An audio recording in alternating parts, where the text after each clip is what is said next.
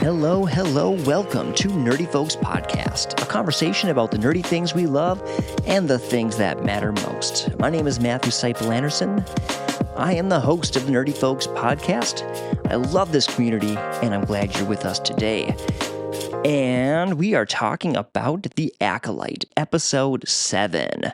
It's a flashback episode. The truth finally comes out about what happened on Bendok. Are the Jedi innocent, or are they guilty? Speaking of innocent or guilty verdicts, I did some digging around the internet and found some very funny court cases that I just had to share with you before we get into the main conversation today. So check this out. A Florida woman filed a $5 million lawsuit against Kraft. Why did she file this? Well, she claimed Velveeta mac and cheese cups took longer to cook than advertised.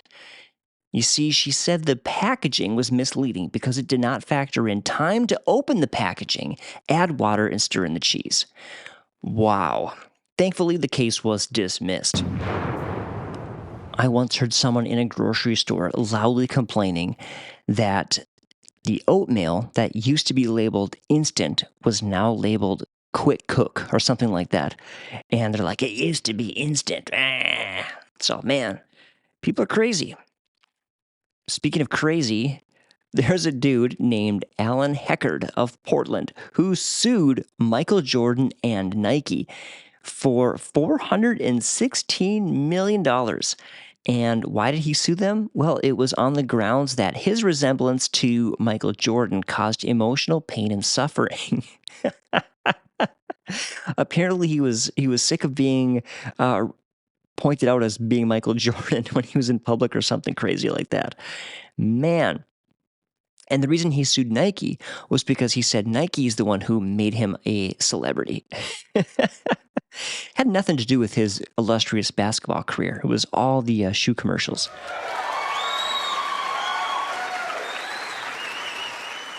And probably the craziest one of all, in my opinion, is a case where a woman was charged in connection with dog napping Lady Gaga's French bulldogs. You might remember hearing the story in the news a few years ago.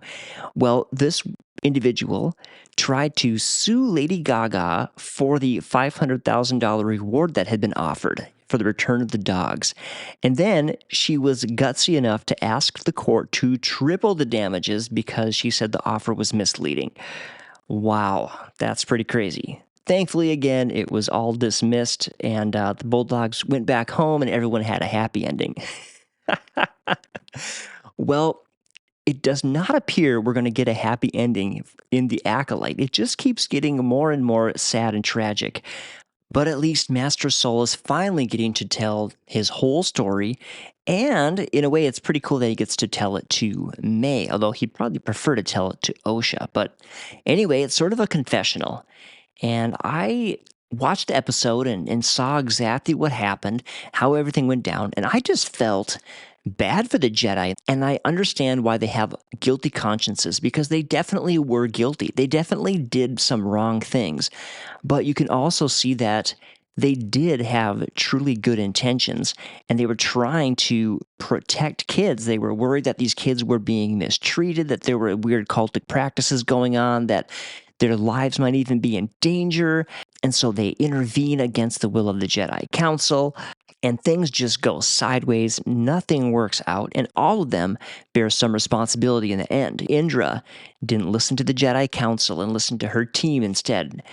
And she's the one who even came up with the plan to whitewash things and just leave out some pretty important details like, oh yeah, Saul kind of stabbed the leader of the cult with a lightsaber. Important detail that got left out of the official Jedi report. Torben allowed himself to be mind controlled because he had a bad attitude about being on this weird planet for so long, and that just opened him up to manipulation by force magic. And the same thing with Kelnaka. His mind was infiltrated, although it took like 20 witches to mind control him. And can I just say, that was so satisfying, seeing him ignite the big, huge green lightsaber and just go crazy and attack stuff. And it was cool that he got to fight his fellow Jedi. And the reason I say it was cool to see that is because it was a true lightsaber duel versus just seeing him like deflect crossbow bolts or something from the witches. He actually got to do a legit lightsaber duel, albeit while he was under the mind control of the evil witches. It was still pretty fun, pretty cool action sequence. Saul, of course, as I mentioned, sort of accidentally kills Mother Anastasia during the big battle, right? He was trying to prevent her from whisking Osha away. He stabbed into the mist as she was vanishing, and he got her. And then the look on his face was like, "Oh, what was I thinking? This is horrible. This is the worst possible thing that could have happened." I look at this episode and go, "Yeah, the Jedi are definitely guilty, and I can see why they bear the blame for how things went down the way they did." However, I do have a lot of sympathy for them. It's so easy when you're trying to help people to accidentally make things worse, whether it's you're trying to give someone advice and they misinterpret it, or they take what you're saying in the wrong way, they don't catch the heart behind what you say. Just so easy for those kind of situations to happen. Or I think of situations with police or EMT or firefighters or any kind of rescue worker, right? You're going in to help people, and it's so easy to have something go wrong, and now you have to bear the guilty feelings, right? Like you went in with truly noble intentions and things didn't go well. And so, man, I felt kind of bad for these Jedi. As I reflect back, I contrast the Jedi with the Sith. And the Sith, it seems like, just straight up reject categories like right and wrong. And they believe it sets them free, but I don't really think it does. I would argue that having a sense of right and wrong is part of what makes us human. And if we destroy that aspect of ourselves, we are becoming less rather than greater beings. In fact, there's a great scripture, 1 Timothy 1:19, that says, holding faith and a good conscience. By rejecting this, some have made shipwreck of their faith. And I think that just speaks to the idea that it's really important for us to continue to have a good conscience, a functional conscience, right? Like our innate sense of right and wrong and justice is part of us. And I think it's a very noble, important part of us that we should cultivate and try to hone. The Jedi at least have that going for them, where they have, they feel really bad for what happened. To me, that's much better than completely jettisoning the idea of right and wrong. The Sith cause people's deaths and then feel no remorse. In fact, they blame it on the people who died and just say, well, it was all their fault. The Acolyte so far is leaving us with so many questions. And I don't know that the finale is going to answer all of them. Maybe we'll get a season 2. That would be cool. At this point, I kind of want a season 2 because I'm getting interested in this time period and in these villains and in these characters. So while the show has had its ups and downs and its good and bad episodes, I actually really wouldn't mind a season 2 of The Acolyte. But for now, we're just left with questions. And here are some of my questions. What's up with the Virgins? Now, for the uninitiated out there, a Virgins is a phenomenon of the Force, where the Force has this strong presence that is centered on a place or an object, or in rare instances, an individual. So, in the prequels, Anakin Skywalker was a Virgins. I don't know if it's proper to say a Virgins of the Force or a Virgins in the Force, but anyway, he was a Virgins, right, where the Force created him.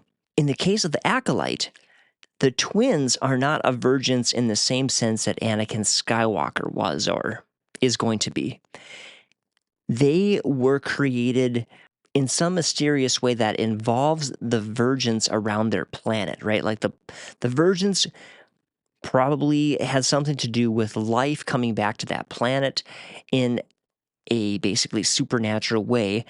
And the speculation is there's a connection between that event and the creation of these twin girls. And the speculation is that the Sith had something to do with it, not only the Witch Coven. So, da-na-na-na-na, questions, only more questions. We have such scant information. What connection does Chimere have to the witches? Or maybe he doesn't have any. Maybe Chimere himself has a master or had a master. And maybe that individual is the one who had the connection. We don't really know. Again, it's all mysterious. We're all left scratching our heads, and we want to know. So give us a season 2 or like a 2-hour final episode. That'd be cool too. I'm curious who rescued May after her big fall. I'm curious what May and Osha's reactions will be to learning the truth. I'm curious if Saul is going to make it out of this series alive. I kind of doubt it. Oh my goodness. The interviews I have read say that season 1 is going to give us some kind of satisfying ending and not be like a cliffhanger for season 2. In other words, they didn't want to depend on season 2 being greenlit when there was no promise of that. However, they have lots of ideas for where they could go with future seasons and lots of ideas for how they could continue to develop some of these characters.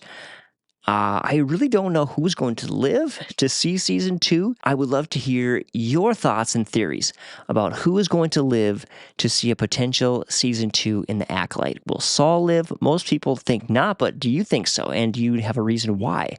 Will both twins live? I could see one of them biting the dust. I think the only person that will almost certainly live is Chimere, because his story has not really been unpacked yet. And I think he's a character with so much potential and so much interest, and a lot of fans dig him as a character. So I don't think they will take him out, although who knows? Maybe they do take him out, and then it's revealed that there's another even more powerful Sith Lord who's been in the shadows this whole time. Who knows? Anyway, love to hear your theories. And we'll be back next week with the finale. Until then, love you, take care, God bless, and bye-bye.